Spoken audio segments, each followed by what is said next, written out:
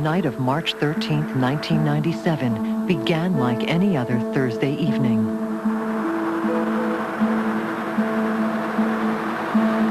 But soon, their city would be at the center of a huge controversy. At 8:25, the phone was ringing in Terry Proctor's kitchen. But the phone could wait. Something else had captured Terry's attention. Gail? The hell with it. Come here. You see it? I don't know what it is yet. 1, 2, 3, 4, 5. That's what he's calling about. What? It's something about a V formation. Hurry up. The strange V-shaped lights Terry and his wife had seen moving across the horizon marked the beginning of a series of unusual events. An hour and a half later, something else began glowing in the sky. Definitely far away. South Mountain. There's 2 of them. Figure this one out. There's a double. There's a third one. Hey, Sue! Take a look at this. Oh my God! Oh. I hit bait urge. Finally. Throughout the city, hundreds of people witnessed the strange hovering lights in the night sky. We're just excited. We're not. They keep coming. What did I see? Whoa! Look at them! I got that one on video. There's 4 of them. Look at there's 3 of them all together. I got the 3rd one popping. There's one behind the chimney. One just squared up. I got 4 of them. Major sighting here. Local authorities were flooded with calls from concerned residents. Where is the binocular? I don't know. That's it right there. Oh. You see it? See it? Eye in the middle and it moves. The eye in the middle moves. And if you don't zoom in and out, look at it. It moves in and out. Okay, who do we call? Should we call the Air Force? The eerie lights hung in the sky for about 5 minutes, allowing witnesses to videotape and note many details about the size, shape, and color of the mysterious object. There they are. There's the multiple. Look at that. 1, 2, 3, 5, 6, 7, 8. 8 of them. I'm running out of tape. At one point, there were a total of 9 distinguishable lights in the sky. Then, one by one, they began to disappear. So bright that they would carry, because we're looking at about 25 miles away. The middle one now. Yo, there one. Oh, The 2, another one. there's another one. Yep, there was one. As the last light faded out over the horizon, the questions began. What could explain the strange lights and V-shaped objects seen by hundreds hovering in the sky over Phoenix that night?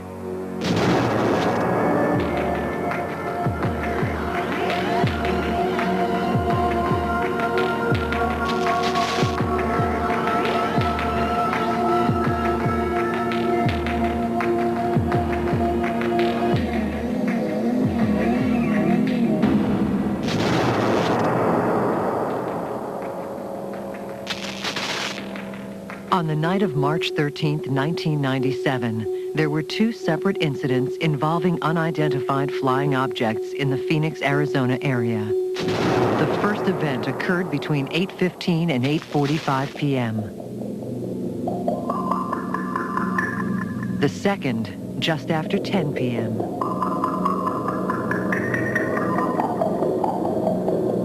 The first event involved a V-shaped object first spotted near the town of Paulden. It traveled on a southeasterly course, passing over Phoenix at about 8:30 p.m. Just after 8:45 p.m., the V-shaped object turned and disappeared somewhere northwest of Arizona, near Kingman. Although seen by hundreds of people throughout Arizona, only one known videotape exists of this phenomenon. It was captured on tape by a retired pilot from the front yard of his home in Scottsdale, north of Phoenix. At about 8:28 that evening, I was outside with my video camera and happened to look up, right about up in there, and saw a formation of lights moving from north to south. The V formation that flew over consisted of between 5 and 6 amber lights only. Over a period of somewhere between 15 to 20 seconds, there was an apparent change in the position of some of the lights within the formation. The perceived altitude would have been 10 to 15,000 feet, and that would have probably been somewhere in the neighborhood of 300 to 400 knots, given the distance that they traveled. But it was totally silent, completely and totally silent. Although Terry was the only eyewitness to actually record the mysterious V-shaped object on videotape, many other people throughout Arizona reported seeing the UFO that evening. This computer-generated illustration was created by artist Tim Lee. Tim and his entire family witnessed the event from their home in north central Phoenix. The right arm of the object went directly over this house, over the property, and the left arm of that was probably about 2.5 blocks over in that direction. So when it came over, it pretty much dominated this whole quarter of this little valley up here. You could see that between the lights on each arm was solid. There was no stars. You could not see any stars between each light. When it came over, it wasn't moving or wavering back and forth. It wasn't floating or jumping. It almost was like a computer simulation of some kind. It was so straight.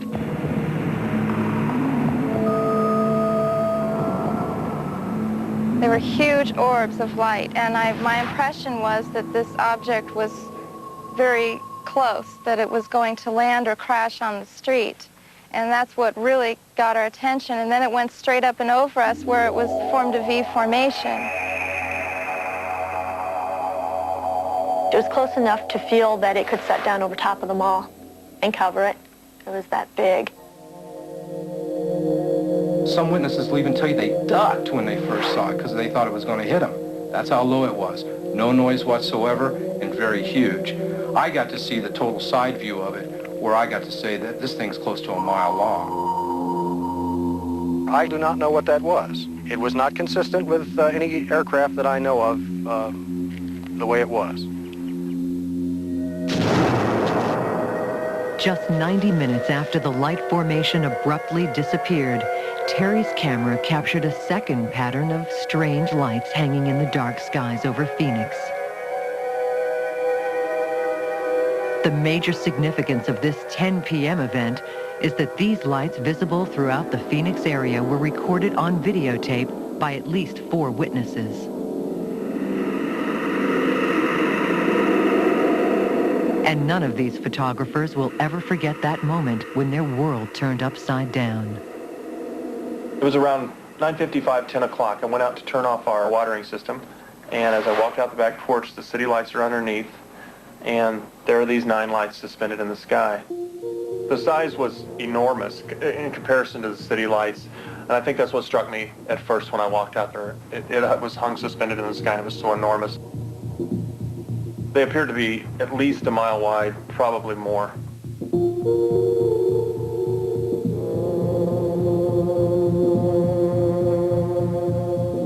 I just got done watching television about 10 o'clock and went out in my patio, and our home faces southwest across the city of Phoenix. And I noticed a bright orange amber type light up on one of the peaks. And I said, I'm going to take a picture of that thing and see what it looks like. Figure this one out. There's a double. As I was videotaping it, all of a sudden, lower and to the right of it, an entire display of lights started to come on in the sequence. And they formed an arc, gently falling arc. Extremely bright. They were brighter than any lights that I could see in the city in the foreground. And knowing that the mountain range, the distance, I estimate the lights to be anywhere from 20 to 25 miles away from my point of filming. We've seen lights over the years on the mountain, never in this type of configuration. They were similar in color, they were similar in size and shape as to what we saw that night.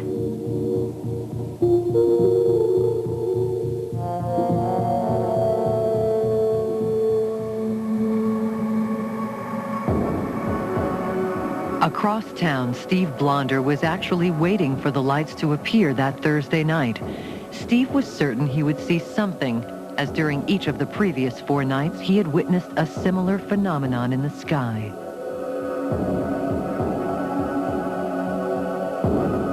Individual orange, amber type lights every single night around 10 after 9, right under the star of Sirius, below and to the left of Orion's belts. My wife was an astronomy student, so we were noting that. Convinced the mysterious lights would reappear, Steve enlisted the help of 2 local UFO investigators. Bill Hamilton and Tom King jumped at the chance to document an actual sighting in progress. When we got up here on the balcony, we were asking Steve where he was seeing these orange lights from. And he pointed in the southeast, in the southwest, over to the west. And just as he was pointing this out and some other people were pointing out where they had seen the lights, somebody shouted, Where? Oh, look at that.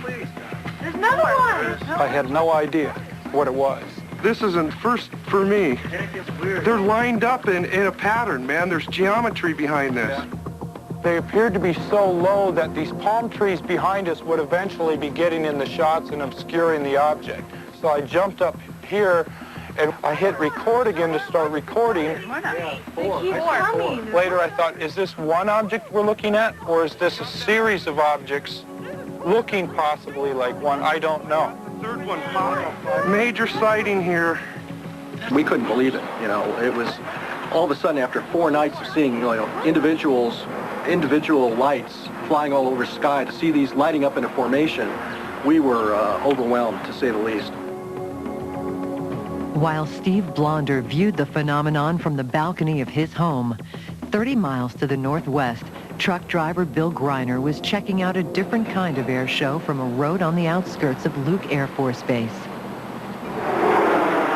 Greiner's eyewitness account suggests that the military was well aware of the unidentified lights in the sky. I watched 2 jets come out of Luke, and they come out real quick. They had their afterburners on. They had huge flames coming off of them. And then as soon as those 2 were airborne, another one come out, a third one come out from behind it. And as soon as they were airborne, all 3 jets made an abrupt turn and headed for the closest object to the base, which was in the southwest. And as soon as the jets got to the object, it shot straight up and disappeared right in front of me. Air traffic controllers at Sky Harbor Airport noticed the lights hovering on the southern horizon. On the evening of March 13th, I was on duty with 7 other controllers, and to the south of the airport over South Mountain, we observed 5 to 6 very bright, amber-colored, equally spaced apart lights. All of our arrivals that evening were inbound from the east, landing to the west, so we thought that they probably weren't airplanes. Oddly, these objects visible with the naked eye did not register on the control tower's radar. And some pilots flying in the area soon became concerned for their own safety. There was one report, a query from a pilot in a Bonanza that was talking to our adjacent facility on one of the frequencies and asked something to the effect that, hey, what are these lights around me or over me? And the controller responded, well, I don't have anything on radar. Within hours of the Phoenix sightings, the National UFO Reporting Center in Seattle, Washington was flooded with calls. National UFO Reporting Center, good afternoon. Many police departments and other official agencies throughout the U.S. advise people who believe they have seen a UFO to contact this privately operated center. Could you give me a brief description, please, of what it was you saw last night? Here, information is gathered and eyewitness reports are documented, then made available to the public. The night of March 13th, 1997, probably gave rise to the most active or intense burst of telephone calls with regard to an alleged UFO incident. As you could see how incredibly huge it was when we were just standing over it and looking up at it. Did you get pictures of it? We certainly took more than 100 reports, all told, about this incident. Not only the initial reports, but the reports that filtered in over subsequent hours, days, or weeks, or even months. We're continuing to receive reports from people in the Arizona, New Mexico, and interestingly, Nevada area with regard to what they had seen, the observers had seen that night. Some lights that were traveling, and they were arranged in a strange fashion, kind of a 3 or 4 in a V. Many of the reports were coming in from seemingly very serious-minded people, ex-police officers, architects, public servants. What I'd like to ask you to do, sir, if you wouldn't mind, is submit a brief written statement, perhaps. These first reports that we got were, I think, clearly very strong evidence that something very unusual had taken place over approximately 24 cities in Arizona. As experts and eyewitnesses looked to explain the mysterious lights, the local media went looking for their own answers. In the process, they ignited a controversy that would polarize the Phoenix community. Come on, be an aircraft or something.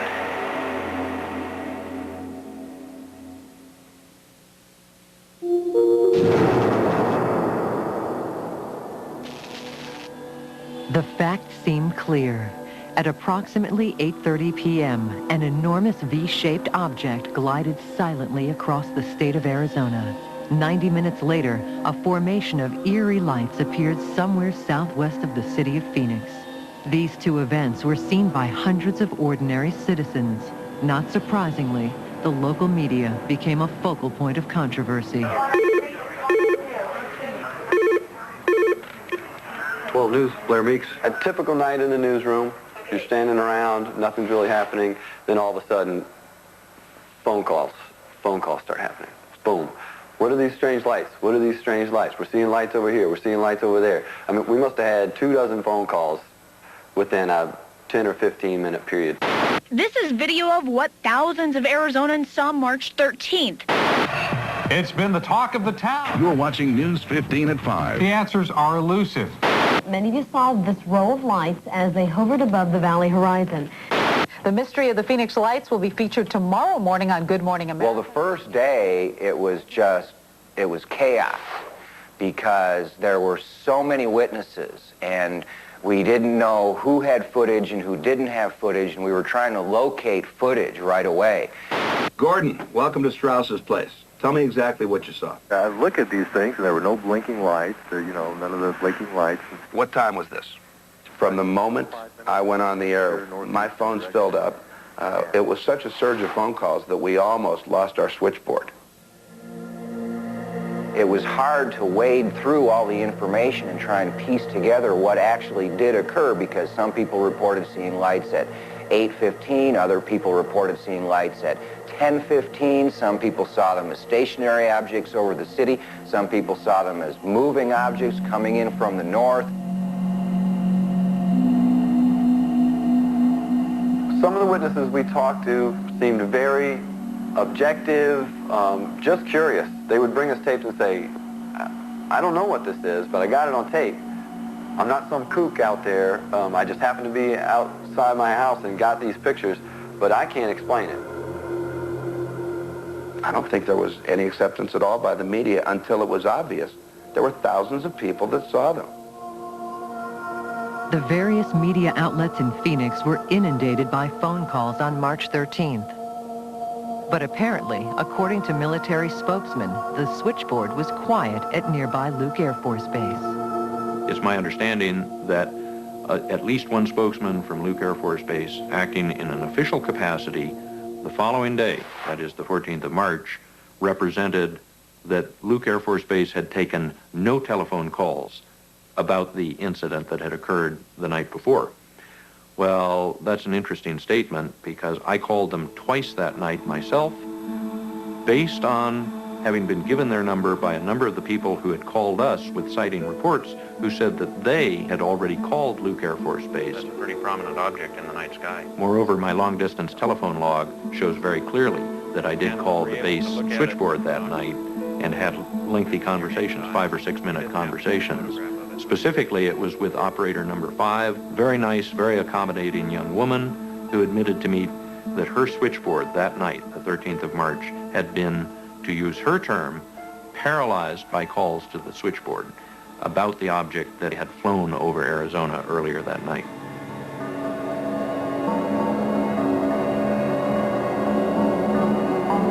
With no explanation forthcoming, the media frenzy died down. For nearly 2 months, the mysterious light seen above Phoenix remained just that, a mystery. Despite requests from dozens of eyewitnesses and concerned citizens, no federal, state, or local government agency investigated the incident.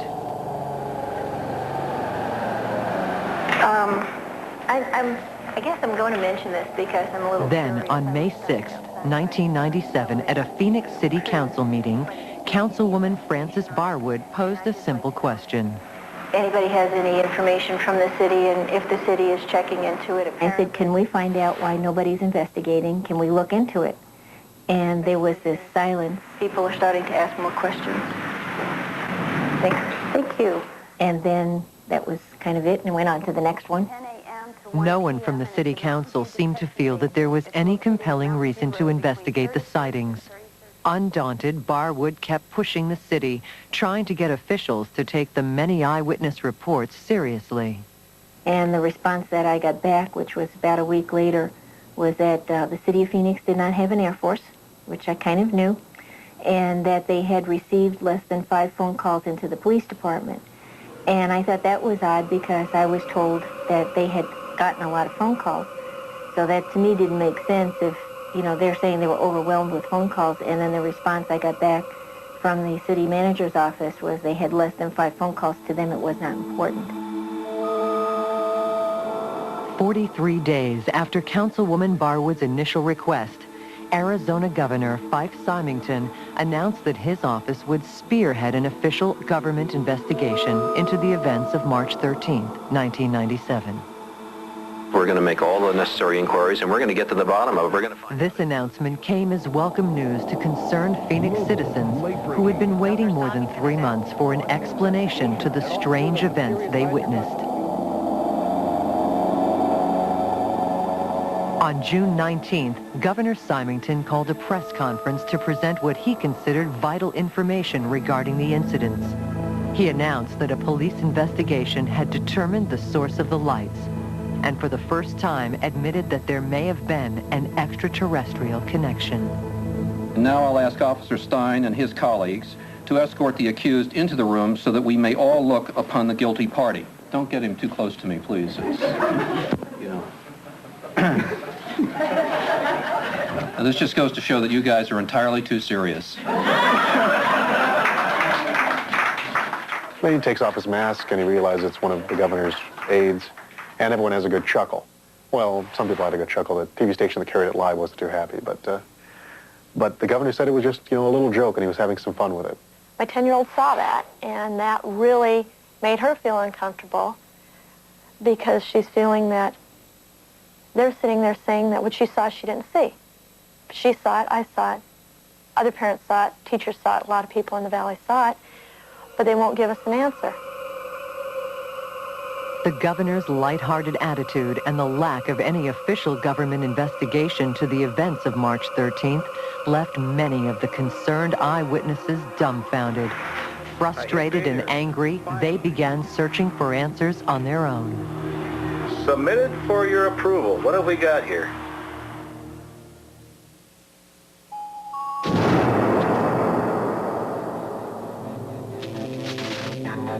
On March 13, 1997, witnesses saw a V-shaped object fly over the state of Arizona. 90 minutes later, hundreds more observed a formation of eerie lights hovering over the city of Phoenix.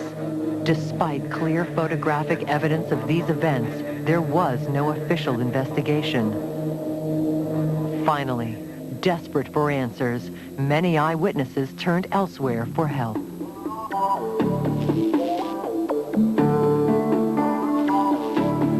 Village Labs is a computer visual effects design firm operated by Michael Tanner and Jim Delatoso. In addition to their work for films and television, Tanner and Delatoso have carefully studied reports and analyzed photographic evidence of many UFO sightings. They have received a great deal of media exposure for their various investigations, and as they are located in Phoenix, they became a natural place for concerned residents to turn. We're a lab. We're just like a police lab. We're just like a medical lab where professional investigators send us their evidence. And we've looked at hundreds and hundreds of cases where the evidence that we get is film or video. Thanks for coming to the Phoenix Lights briefing number 4. In town meetings like this, eyewitnesses finally found someone who would take them and their sightings seriously. It wasn't anything I'd ever seen before, because the lights were extremely bright, white lights, and there were 5, because I distinctly counted them to make sure that there were 5 lights. Tanner and Delatoso began their investigation by conducting a series of discussion groups with eyewitnesses to the events. I thought it was perhaps helicopters or something like that. But as it was coming closer, we noticed that the lights were so rigidly in reference to each other. If it was helicopters, these people, either they were connected with a bar or something like that, or they were really super, super excellent flyers, because it wasn't doing any of this, it wasn't doing any of that, it wasn't doing any of that. It was like locked. Although many aspects of the eyewitness reports were the same, there were some discrepancies between accounts. We looked at it for a couple seconds, and then I realized that I had my telescope out. So I pointed my telescope at it, and at that point I noticed that they were airplanes. I did not see airplanes. I watched this thing come at me from a great distance, and it took a long time for it to even arrive. 30 miles an hour, that's about it. This thing didn't appear to fly, it appeared to float. We are not trying to be the FBI. You know, I'm trying to find out because I need to know. And if these guys... The witnesses represent the total cross-section of our society here. We have truck drivers, we have doctors, we have lawyers, we have retired military, and they're all genuine. Have you ever seen any kind of lights like that on an airplane? I've never seen anything like this before, ever. Anywhere. They're just simply ordinary people having extraordinary experiences, and they're sharing those with us. When you saw the lights coming, tell me again the shape. Well, at first it was kind of like a rounded arc. When it became clear that there were multiple events, the need to interview people directly, the eyewitnesses, in addition to those who shot videos, became apparent. You could see pretty much right through it, and that's when we first saw it. And then eventually it just started coming out closer so we could see a better view of it. Yeah, it becomes very important to look for lifestyle, motivation, circumstance, to see if we're dealing with a genuine story or not. So I had the benefit of doing that while establishing specific locations, angle of view, a bearing, that sort of thing that could add to the database. Let's come on to this position. Using information gathered from the discussion groups and hours of interviews with more than 100 witnesses, the 2 investigators were able to construct a timeline of events for the entire evening, beginning with the first event at 8:15 p.m., which Michael Tanner believes was connected to the second 10 p.m. event. We established that this formation came in somewhere around 8 o'clock and left in the direction that it came somewhere around 10:30 that night. So we had a general timeline we were able to construct and a general flight path. The next phase of the Delatoso and Tanner investigation focused on several of the videotapes that recorded the phenomenon. So the landmarks that we have are the hill that's in the foreground of Mike's backyard. Selected portions of the second event videos were captured into their computers. Unknown. So what we've done is take the Mike Kristen shot and grab one frame and now have it in an image processing program where we can do some study on it. A candle, a headlight, a light bulb, all have different optical characteristics. So what we want to do is get past all of the illusion that lights look alike and get to the very specific of how are they different, the fingerprint. So first thing that we do is identify all light sources in the video. We have street lights, we have airplane lights, we have unknown types of city lights, and they're all mixed up together. Using the computer, Delitoso compares frequency waves of known lights with the frequency waves of lights seen on the night of March 13th. When we compare all the different light sources to each other, we find that only the unknown objects in all of the video have this purity of wave shape. The waveforms are all perfectly registered. They're lined up right with each other, red, green, and blue. There's no additional spikes. There's one pure shape. Now let's go over here and just look at another one of these lights and see if they have any characteristics that are similar. This is a really messy one. See, the red, green, and blue are way out of alignment. The unknown lights don't match. They don't match the characteristics of quartz lights or airplane lights or street lights or Hale Bopp. We can't get a match between the unknown and knowns that we have stored. What were these eerie lights? Despite high-tech, sophisticated optical analysis, they were no closer to solving this baffling mystery.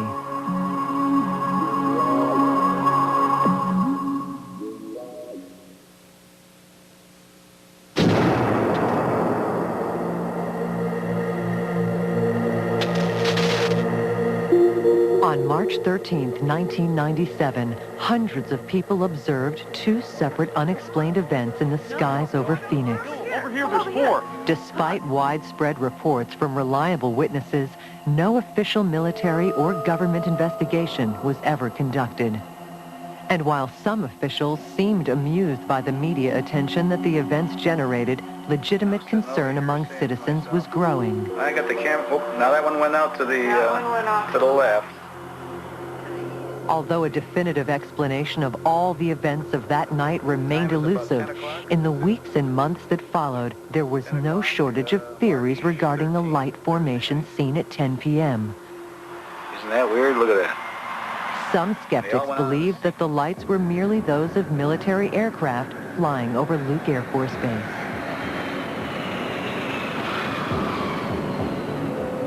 I've been a pilot since 1974. I've flown corporate aircraft, I've flown charter aircraft, and I've been a controller since 1985.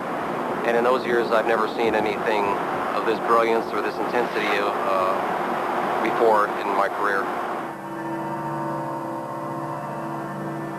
Perhaps the Phoenix lights were a freak optical illusion, the result of some natural phenomenon like lightning or intense desert heat waves. I have a degree in atmospheric science, and if this was some type of mirage, it's a phenomena that I've never heard of.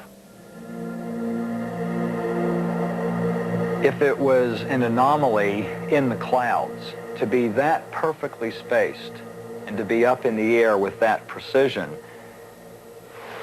you know, there's a lot involved to do that.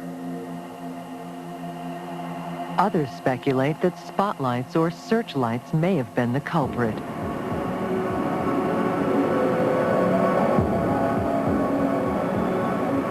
If someone had been shining spotlights into the sky, there were no clouds for the spotlights to reflect off of. So no, I don't believe that the lights were any kind of spotlight reflecting. Some skeptics have even theorized that a group of pranksters could have flown ultralight aircraft equipped with lights in formation to create the impression of a UFO. Was it a hoax? Were there a bunch of rich guys flying hang gliders with spotlights on them? I suppose that's possible, but no one has come forward to claim that. And there again, why would somebody want to do that? Just to get a laugh? It would be a very expensive hoax to pull if that's what you were out to do, and a very dangerous one, and no one has stepped forward and claimed responsibility for that. I don't think that it was a hoax. I don't think it was someone on the mountain It's a very, very rugged terrain. I don't think that anyone could have been perpetrating it from the ground. But beyond that, I don't know. On June 25th, 1997, a convincing explanation for at least one of the Phoenix UFO events emerged from a local TV station. Well, it's a possible explanation into those mystery lights that appeared over the valley in March. But some of you aren't buying it. 12 News has video that might explain what was going on. Let's start with pictures that were taken on March 13th. Many of you saw this row of lights as they hovered above the valley horizon. Now, take a close look at these pictures that we shot just last night. These are flares that the Air Force was dropping near Gila Bend.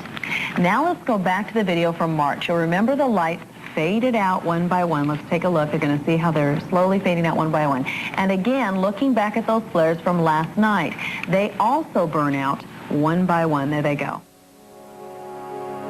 Illumination flares like those recorded by KPNX on June 25th are used by military aircraft to light up battlefields and expose targets during night combat. Dropped from high-altitude aircraft and attached to tiny parachutes, the flares which descend very slowly can burn brightly for up to 5 minutes. When we saw those lights pop on in the sky, to us they looked exactly the same. The photographer and I just looked at us and goes, well, there's your light. It looked so similar to us, it had to be the explanation. Although we didn't know who could have dropped the flares that night. If the lights seen hovering on the horizon on March 13th were in fact flares, then who dropped them?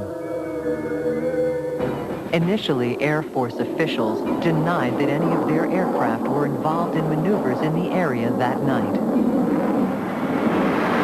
But oddly, after the KPNX broadcast, they reversed their statement. Now they admit that on the night in question, the visiting Maryland Air National Guard had conducted night maneuvers, which involved the use of illumination flares. Our unit was flying March 13th, 1997 as part of Operation Snowbird, and we were conducting night training. This is a map of the training area that we use when we fly in the airplane, and we take off from Davis-Monthan Air Force Base, fly to the northwest into the military operating area, and at that particular night, our aircraft flew to the North TAC range, and that's where they deployed the flares for the training mission that evening.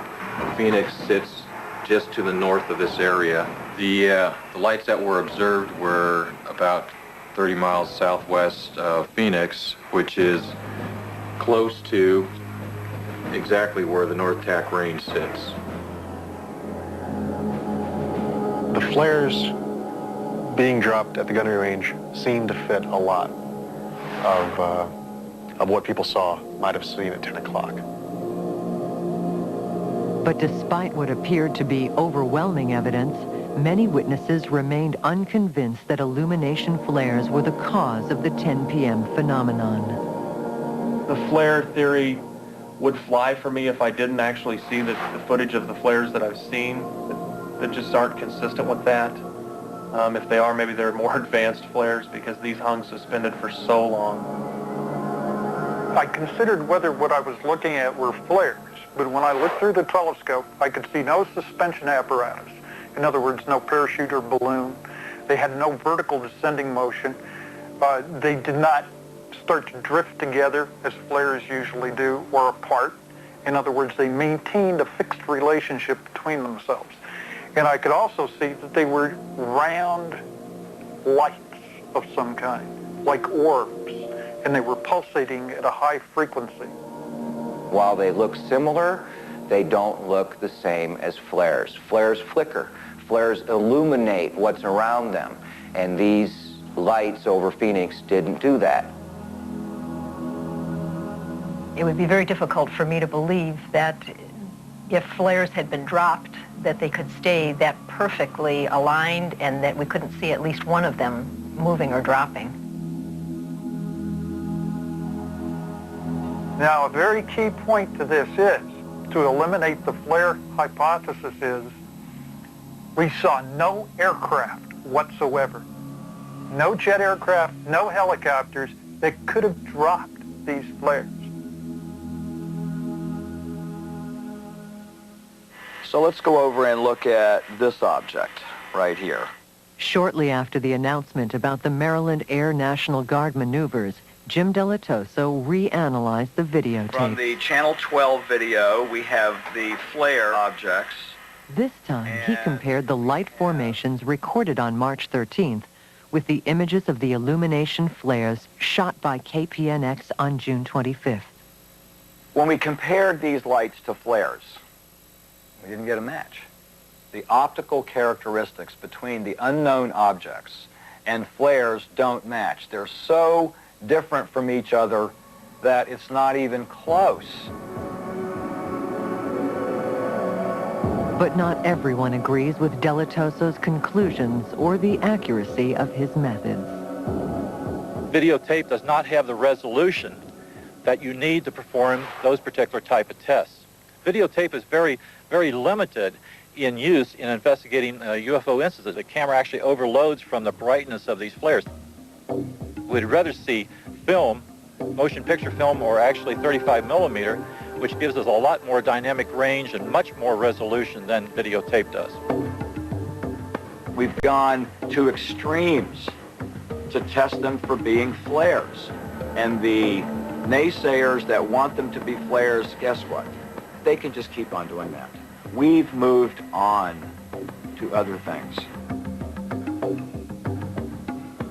According to the Maryland Air National Guard, the illumination flares were deployed, fell, and disappeared from sight, behind the mountain range seen in the video.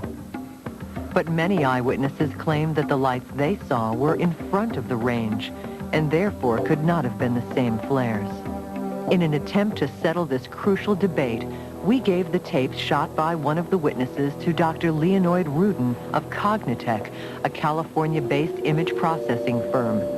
Rudin examined the same images that had been previously analyzed by Jim Delatoso. We were presented with two videotapes. One videotape was shot at night. Another videotape was made during the day from approximately same location with the camera pointing in approximately same direction. Give you the angle, an idea of the surroundings and what we saw at night, and the mountains where the lights appeared to be. There's a mountain range here as well. We don't know where it is over here. Rudin first lined up the day and nighttime images, using the ridge line in the foreground as a reference. By overlaying the images, he could determine if the lights simply vanished on their own or disappeared behind the distant mountain range. We superimposed two video sequences. We produced a new video sequence in which each frame is a combination of two frames, night and day. We registered the hill. We have no control whether it comes below the mountain or above the mountain. After several hours, the intricate process was complete. That's right. This is a loop which repeats this disappearing sequence over and over again. And the one thing that we see here, which is striking, is that at no point the lights disappear above the ridge of the mountain, and at no point the lights descend below the ridge of the mountain.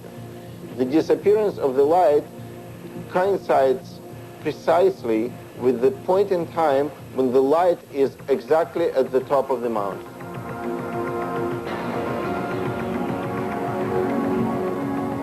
And that happens not with one light, not with two lights, but with all the lights that we see on the videotape. Therefore, the only conclusion we have is that those lights are behind the mountains, not in front of the mountains. Armed with this information, watch the videotape again and judge for yourself.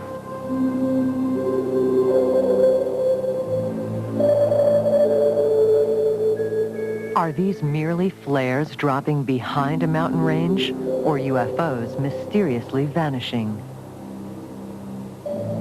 Sometimes the human eye can form its own conclusions.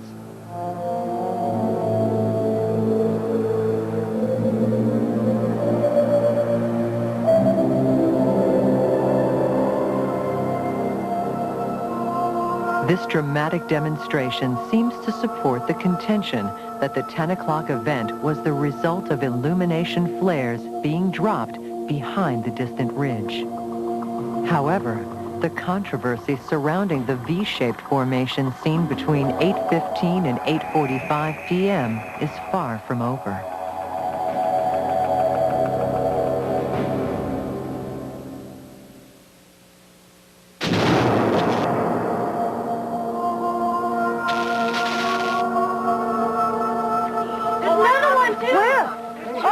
Although many believe there is overwhelming proof that the mysterious lights seen over Phoenix at 10 p.m. were caused by military flares, several intriguing questions remain.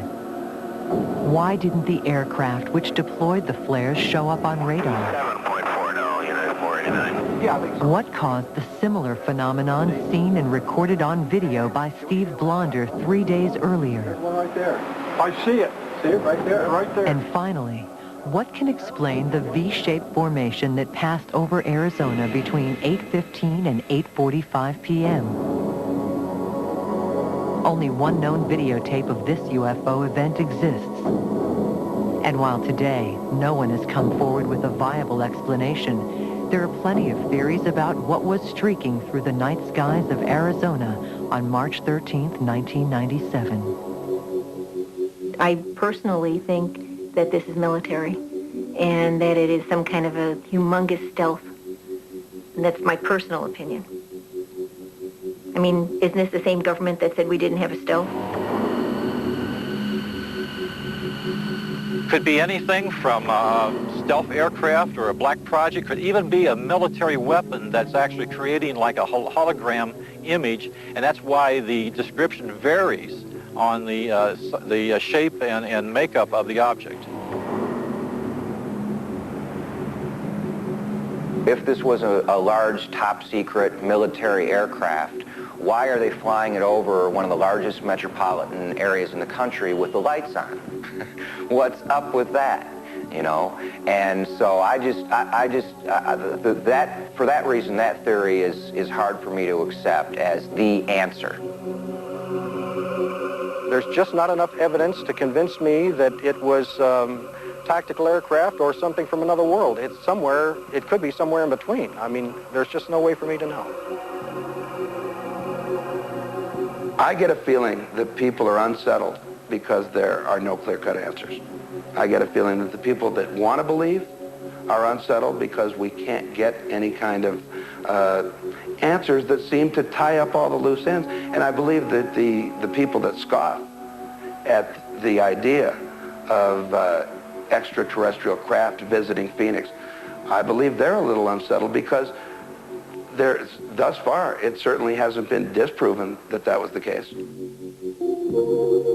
Some believe that the key to solving the mystery of both events may lie in the reaction and actions taken by military officials on the night of March 13th, 1997. Jim Delatoso is convinced that any flares released that evening were directly related to the V-shaped UFO seen between 8:15 and 8:45 p.m.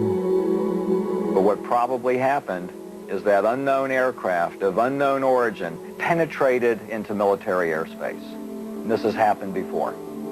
And the U.S. Air Force deployed planes to follow these unknown aircraft.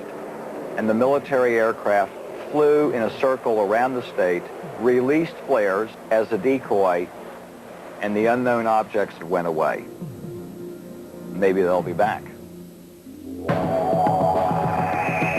Peter Davenport of the UFO Reporting Center also believes the military is hiding the truth about what really happened that night. He believes that from the beginning, media and eyewitnesses were purposely misled. Approximately 7 hours after the first report of this incident, we received a number of contacts, communications from individuals who represented to us. They asserted that they worked on Luke Air Force Base, and they gave us a volume of information about the details of an alleged scramble of F-15C fighters that night. Subsequent investigation could not corroborate any of the information that we had received from the party, and in fact, we are unable to locate this individual now. You know, I think we have to focus on the real spectacle. It didn't take place in the sky. The real spectacle took place on the ground after the sightings. And the real spectacle was watching the government respond to so many people who saw something with their own eyes and only wanted an answer. And what they were told by the military, by the government, was this just isn't worthy of an investigation. Many believe that had authorities taken the eyewitnesses seriously, simply investigated the events, and made a serious attempt to address their very real concerns, the conspiracy theories that so often surround UFO sightings would have been given no chance to thrive. At this point, months after the event has happened, I have no idea what these lights were. I would like to know. I wish I knew. I may never know. None of us may. But whether they're man-made, whether they're from another galaxy, whether they're flares, I don't know. At this point, they are truly UFOs, unidentified flying objects.